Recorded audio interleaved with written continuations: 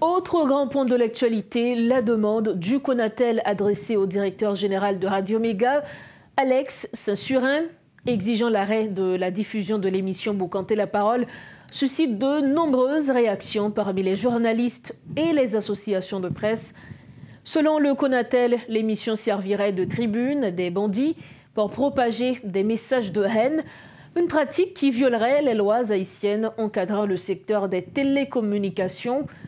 L'association SOS Journalistes, par la voix de Guilher Sedelva, condamne fermement cette décision, la qualifiant d'atteinte grave à la liberté d'expression. Il la décrit comme illégale, liberticide et dictatoriale, tout en rejetant les accusations selon lesquelles l'émission ferait l'apologie des gangs. Guilher Sedelva a également annoncé une mobilisation pour exiger l'annulation de cette décision. Alors que les avis divergent sur cette affaire, nous accueillons Maître Patrick Laurent qui apportera un éclairage juridique sur la légalité de la démarche du Conatel.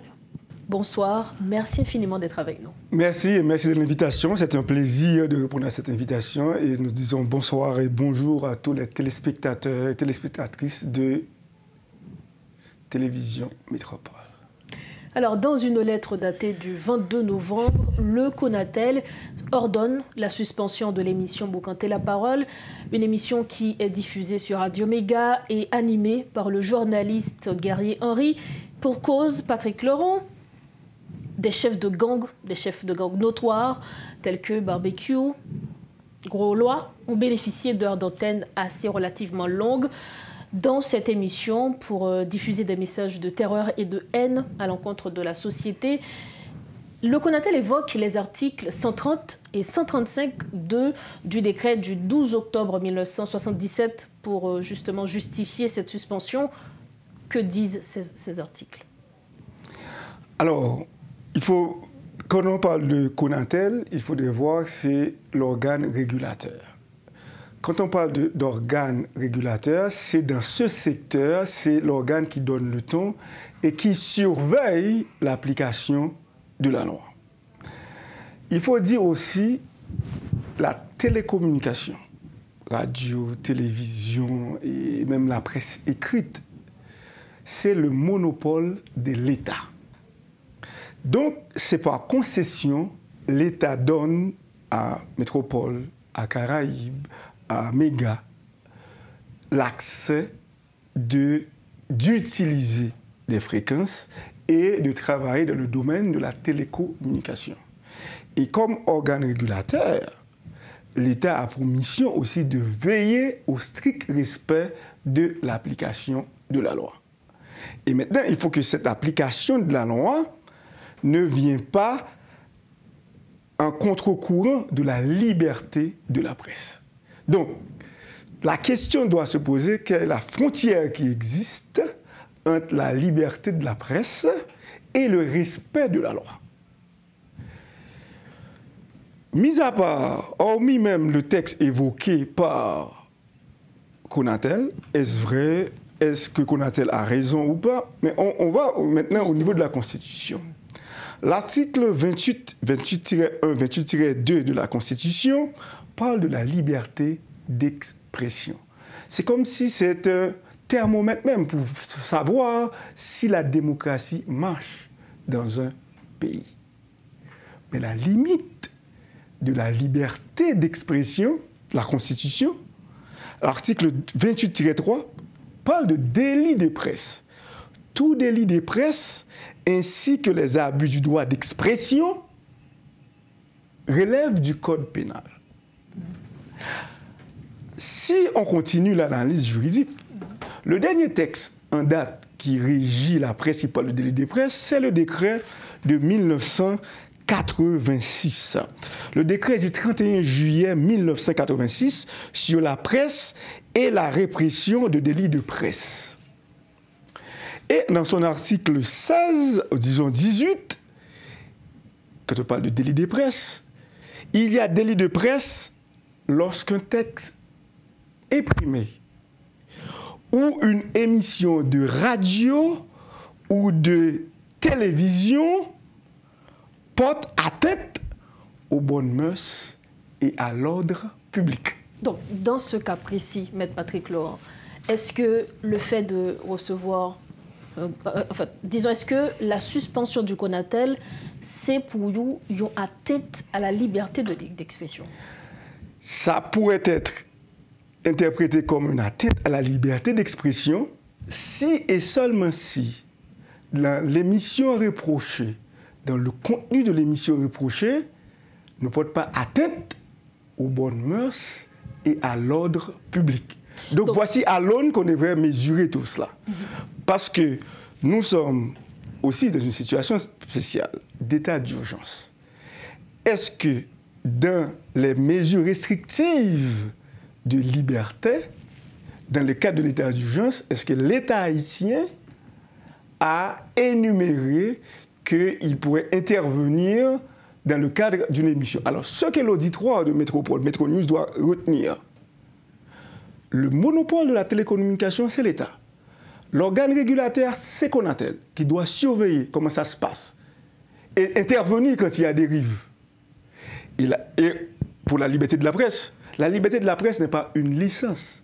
Quand il y a ce qu'on appelle une ligne rouge, que ce soit nous autres à Métropole ou d'autres confrères ailleurs, on ne peut pas, dans une émission de radio ou de télévision, faire accro à l'ordre public et aux bonnes mœurs. Ok. Je vais vous poser la question directement, Maître Patrick Laurent. Un journaliste peut-il, oui ou non, mettre son micro à la disposition de chefs de gang, par exemple? Si on parle de chefs de gang... Au regard de la loi, au regard de la loi. Si on parle de chefs de gang, des bandits, ok? Si c'est ça, c'est des bandits, des gens recherchés, ok? Et qui sèment le trouble dans le pays. La question se pose, est-ce que l'intervention des bandits dans les médias, est-ce que cela trouble à l'ordre public? Est-ce que cela trouble à l'ordre public? Ça veut dire quoi? Est-ce que ça, c'est un accro aux bonnes mœurs dans votre métier? Ok, je vous pose la question. Oui, je n'ai pas la réponse. Non, je sais que vous n'avez pas la réponse, mais c'est un dialogue qu'on se fait. Est-ce que dans notre métier, dans la société, ça fait partie de nos bonnes mœurs de mettre les bandits au salon? C'est ça la chose qu'il faudrait bien comprendre. Quand on parle bandits, on ne parle pas, par exemple, de groupes armés, c'est autre chose. Mais si la question se pose en tant que bandits, des repris de la société, et même des gens pourraient même parler de terroristes, est-ce qu'on peut les mettre au salon? Donc la question c'est peut-être non, je suppose. Si c'est peut-être non, c'est contraire aux bonnes mœurs. Si c'est contraire aux bonnes mœurs, c'est un délit de presse.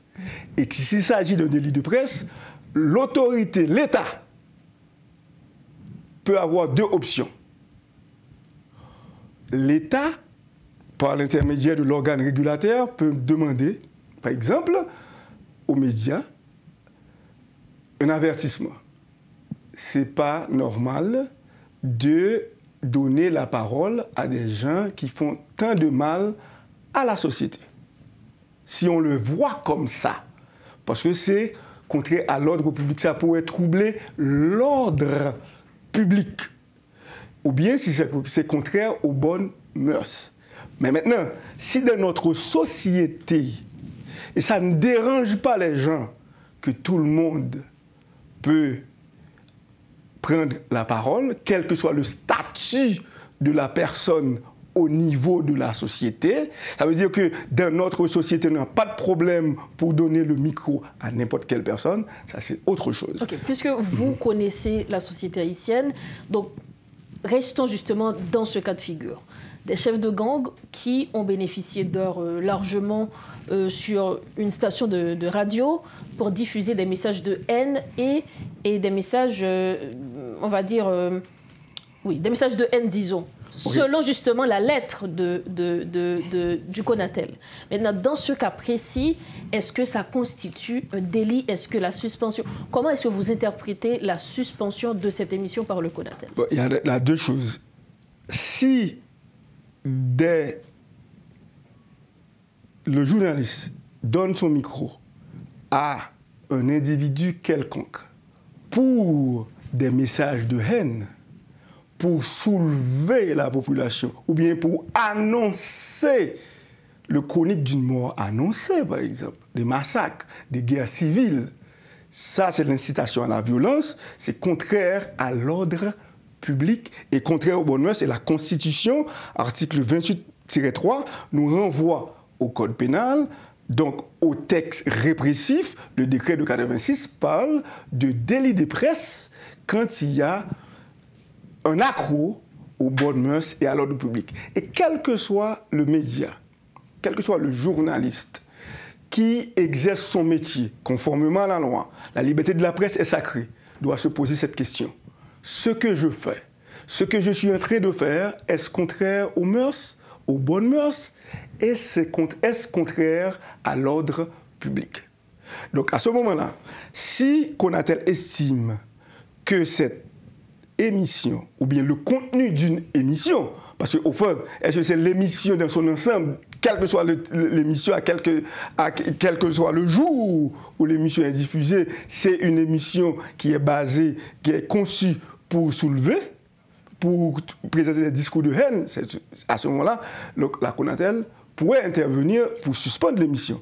Mais s'il s'agissait d'un contenu, s'il s'agissait d'un dérive dans une émission, à ce moment-là, il pourrait avoir, au lieu d'aller à la suspension, mais un avertissement à la radio pour dire tel jour, telle date, il y avait une émission et dans cette émission, on avait donné la parole à des bandits que l'État recherche, que la société en a marre.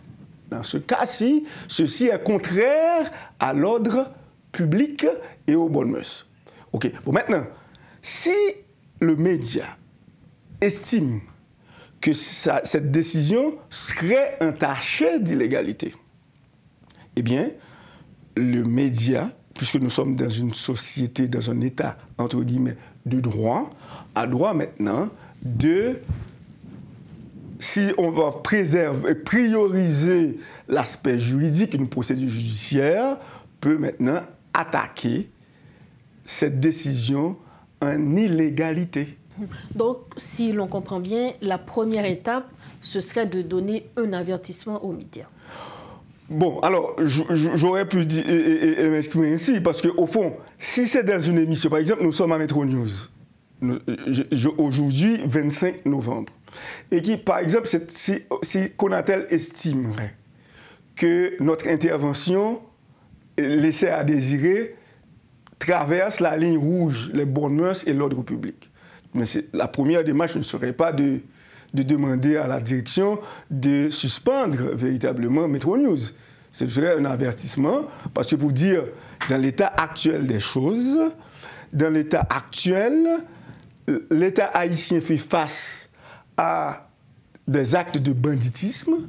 Beaucoup de gens ont dû laisser leur maison de force, pas par l'État, mais par des actes de banditisme, ce qui trouble l'ordre public. Il ne serait pas de bon ton de donner la parole à des gens recherchés et indexés comme étant des bandits pour faire passer leur message. Donc, à ce moment-là, ce serait plus confortable. Bon, probablement, la radio ou bien, et le journaliste pourrait toquer pour dire non, il s'agissait d'un citoyen par rapport à la liberté d'expression et que tout le monde a droit à la parole. Donc, il serait de bon ton de donner la parole à X ou à Y parce que nous ne sommes pas les premiers à le faire, puisqu'il y a des journalistes étrangers qui sont venus sur le territoire national pour avoir des interviews. Pourquoi pas nous autres? Justement, parlant des journalistes étrangers qui viennent faire des interviews avec des chefs de gang, est-ce que c'est légal? Parlant de la légalité, retournons au texte de 86. Il faut dire que sur le territoire national, aucun étranger ne peut pas exercer la profession de journalisme sans l'autorisation de l'État haïtien. On parle de l'État. Eh bien, à ce moment-là, à ce sujet-là, je prends l'article 9 du décret du 31 juillet 1986 sur la presse et la répression des lieux de presse. Un journaliste étranger désireux d'exercer sa profession en Haïti, doit, sans préjudice des autres conditions prévues par la loi, solliciter du ministère de l'Information et de la Coordination, sur sa présentation de carte de journaliste, une carte d'accréditation valable pour la durée de son séjour sur le territoire national. Bon, puisque nous n'avons pas le département de l'information et de coordination, quel ministère? Il y a le ministère de la Culture maintenant. Okay, donc, ce qui veut dire quoi? Dans un cas orthodoxe, un journaliste qui rentre dans le pays et souhaiterait exercer sa profession pour réaliser un documentaire, reportage, interview avec n'importe quelle personne, eh bien, ce journaliste-là doit être accrédité par le ministère de l'Information, disons aujourd'hui par le ministère de la Culture. Donc, c'est l'article 9 de la loi. Donc, ça veut dire quoi? L'État haïtien doit donner une carte d'accréditation pendant la durée du séjour de ce journaliste-là. Donc, si l'on comprend bien, c'est la défaillance de l'État, on va dire, justement. Disons, c'est l'absence de l'État, si vous voulez, dans ce secteur-là, dans ce domaine-là. Et à juste titre, les associations de médias, les associations de journalistes auraient dû monter au créneau. Comment des journalistes sont rentrés sur le territoire national? Est-ce que ces journalistes-là ont été accrédités pour exercer la profession en Haïti? Donc, ce qui veut dire quoi? Donc, si on prend la chose comme ça, si on interdit à une station de radio de donner la parole à des gens que l'État aurait identifiés comme étant des bandits, donc, on ne peut pas leur donner des micros sur le sol national. L'État aussi n'aurait pas dû permettre à des étrangers de venir les interviewer. Dernière question, Maître Patrick Laurent, pour Maître faire cette interview. Nous savons aussi qu'avant que les chefs de gang utilisent justement les médias traditionnels, ils utilisent couramment les réseaux sociaux, que ce soit à travers des lives, pour faire passer leur message. Est-ce que l'État ne devrait pas agir en ce sens? Remarquez bien, au début de l'émission, avant de répondre à la question est-ce que Konatel avait raison d'évoquer tel ou tel article, nous avons dit que c'est l'État qui a le monopole de la communication. Tout ce qui se fait, tout ce qui se passe dans la communication, directement ou indirectement, c'est la faute de l'État. Ou bien c'est avec la permission de l'État. Et sur les réseaux sociaux, si vous voulez parler, quand on parle de Twitter, qui est devenu X, ou TikTok, ou bien WhatsApp, ou bien Facebook, on pourrait reporter ces émissions, ces lives. Et dans certains pays, TikTok ou bien X n'ont pas l'autorisation de pouvoir fonctionner dans certains territoires. Donc, ça veut dire, nous devons avoir un État fort, un État soucieux de sa mission, véritablement. Parce que si on ne passe pas sur le média traditionnel, la radio ou la télé, et les réseaux sociaux, quid des réseaux sociaux? Ça veut dire que, est-ce que l'État peut nous dire aujourd'hui, est-ce qu'il a le contrôle des réseaux sociaux? Donc, est-ce que nous sommes livrés? C'est un territoire libre pour les réseaux sociaux. Donc, à ce moment-là, l'État doit intervenir, non seulement sévir contre les médias traditionnels, contre les journalistes locaux. Si on estimerait que ces journalistes-là dépassent la ligne rouge en matière de liberté d'expression, la limite de la liberté d'expression, c'est les bonnes mœurs et l'ordre public. Et ceci doit être valable aussi pour les étrangers. Car il serait inconcevable de sanctionner une émission et de donner la licence à des étrangers. Merci infiniment de nous avoir éclairés sur ce sujet, Maître Patrick Laurent. Au plaisir, à la prochaine. À la prochaine. Voilà donc le point du doigt sur cette affaire, justement, où le Konatel a demandé la suspension de l'émission Boucanté la parole, une émission qui est diffusée sur Radio Méga et présentée par le journaliste Guerrier Henry.